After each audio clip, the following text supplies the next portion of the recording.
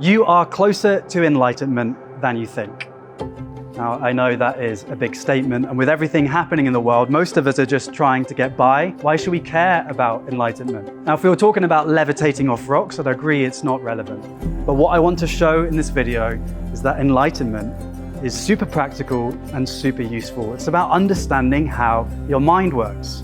Because most of your everyday struggle isn't coming from your life, it's coming from how your mind relates to it. So many people just accept low-level stress, anxiety, and overthinking are an inevitable part of life. And yes, while they are a part of life, a part that I experience, all around the world, over history, humans have discovered that that sort of suffering is not inevitable. And with the right training, we can find freedom in the midst of life, a state of being often called enlightenment. So in this video, I want to explore two things with you.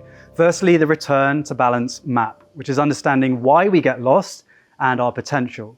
And then secondly, and crucially, the practice. We notice we're lost. How do we come back to more peace and ease? So today I'm in this beautiful dojo, wooden dojo, and I'm going to be your balance weatherman. In today's forecast, scattered overthinking with showers of self-doubt. So I'm going to explain the whole thing. This is the whole thing in 3 sentences. To hurt is to be human. Balance is possible, and practice is the path. That's the whole thing in 3 sentences, and we're going to break it down as we go on. So let's start with to hurt is to be human.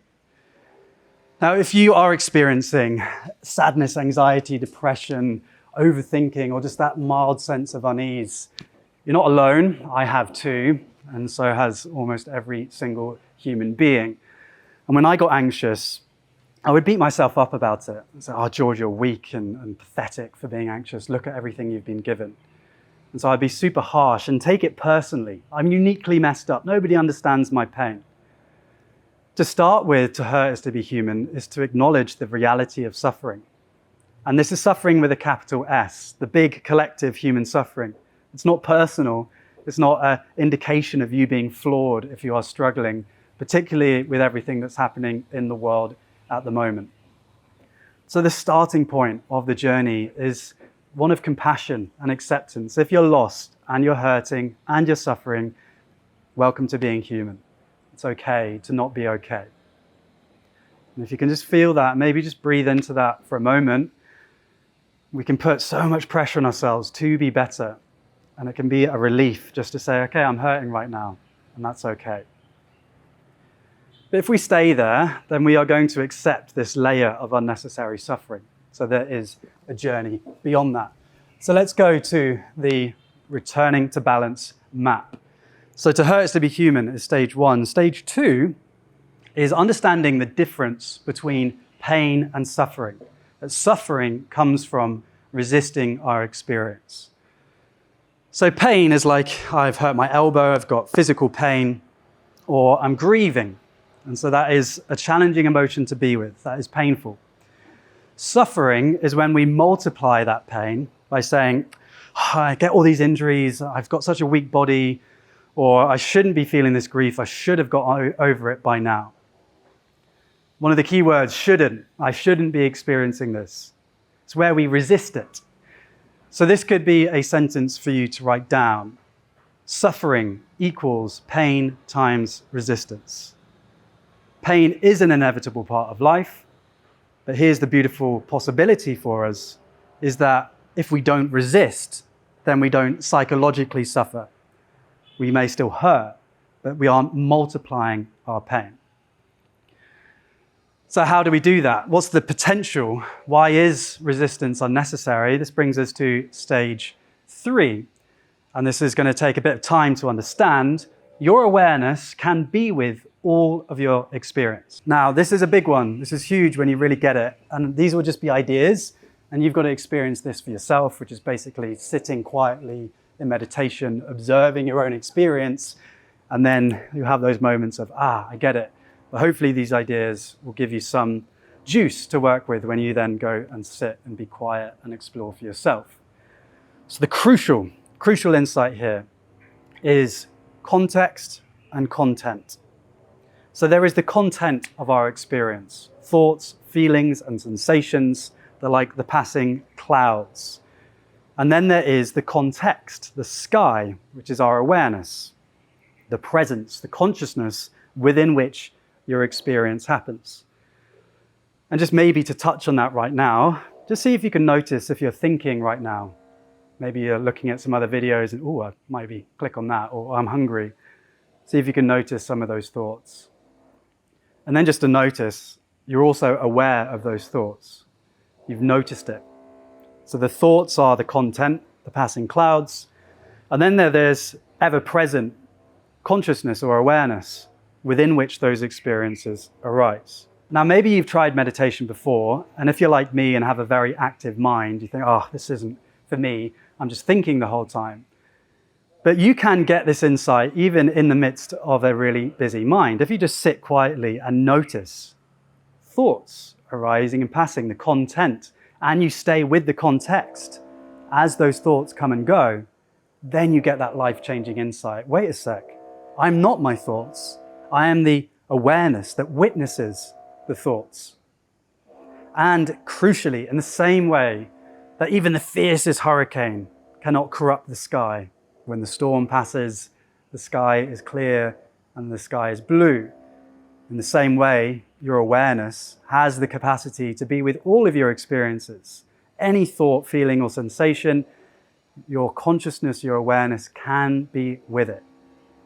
And so if you can ground yourself in that understanding, I'm not my thoughts, I'm the awareness that witnesses them, then you tap into a resilience and a grounding that very few people have accessed.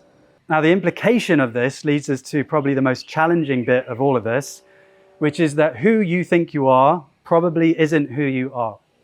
The vast majority of people identify themselves with their thoughts. Like, my name is George, I'm an English man, and my core wounds is that I need to work hard in order to be loved. So these are the stories that I've created about myself.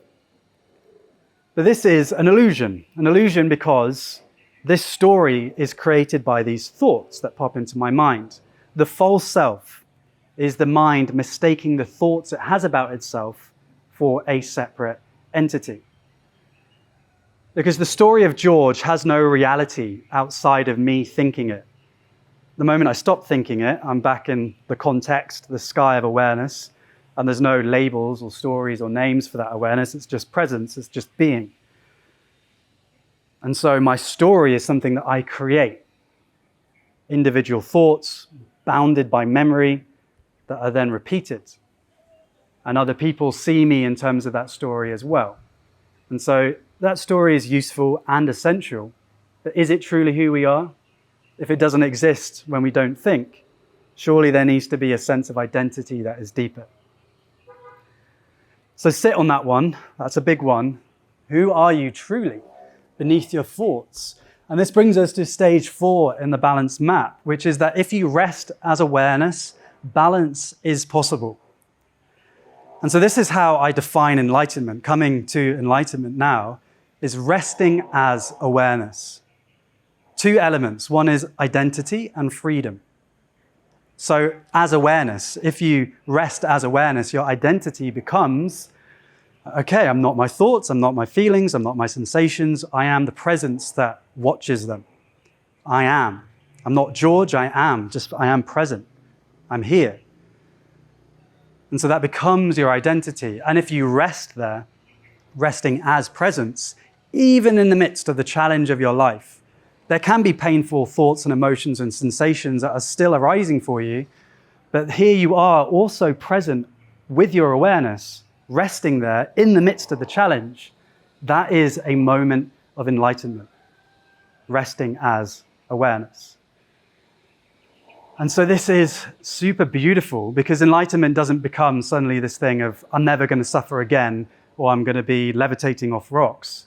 No, enlightenment is a moment of resting as awareness. And so what I want to share with you, which I've found super useful in my life, is this idea of everyday enlightenment.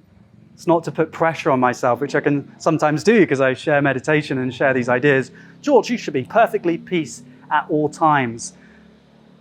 That is actually, ironically, the ego, the false self, creating judgments around how I should be this mysterious present moment being, and creating these shoulds and shouldn'ts. It's resisting, coming back to stage 2. I'm resisting my own experience through saying I should be more peaceful.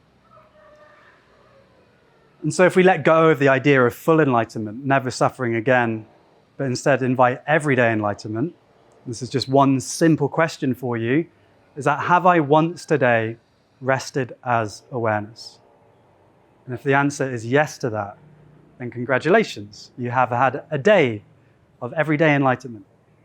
And everyday enlightenment is where you touch just once a day. And those moments of presence, of coming out, of being lost in the contents of your life and taking a breath and being in the context, that is truly life-changing, even if you just have touching that presence once a day. So this is the return to balance map. This is why you get lost and how to come back and your potential. But let's talk about that how. This is the crucial next step. How do you live this? How do you practically return to balance? And before we share some ideas in this video, I want to let you know about my upcoming course, Return to Balance. If you go to returntobalance.now, we're going to be coming together for 6 weeks live on Zoom with all of you from around the world, a beautiful learning experience, and the recordings are available if you can't join for that. And what I want to help you is to live this and to explore practices so that you can feel this and embody it, not just understand it intellectually. If you're interested, go to returntobalance.now, and I would love to see you for the course. So practically, the process is really simple. It's 2 steps. How do you return to balance? You notice that you're lost, and then you center. So notice when you're in contraction, you're in your thoughts, you're in the content of your experience, beating yourself up, ruminating, getting stuck, ruminating on certain emotions or sensations. Just notice that you're there. I'm lost in that moment, so powerful. And then centering. Centering is made of 3 steps. 1 is accepting.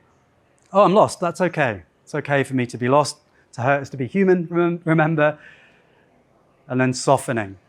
So physically softening the body, softening the face, softening the breath, maybe a sigh, softening the belly. These are practices that we've got lots of videos on the YouTube channel for you to get. And then thirdly is opening. So if here we're contracted and balance and enlightenment is resting as awareness, we need to open back up. So you can just simply, and you could try this now just to really feel this for yourself, is bring your awareness to your belly.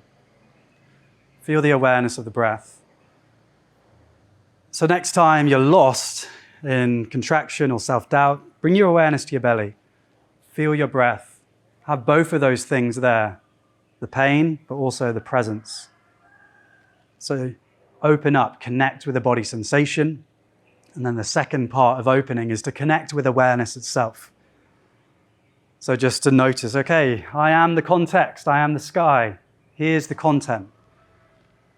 And if you do that again and again, this is going to become easier and easier. Our final question is, how do you live that? And it's 2 simple variables, is noticing more and returning quicker. Noticing when you're lost. And every day, this is the key part. It's not full enlightenment, never suffering again. It's we will get lost. That's part of it. I still get lost.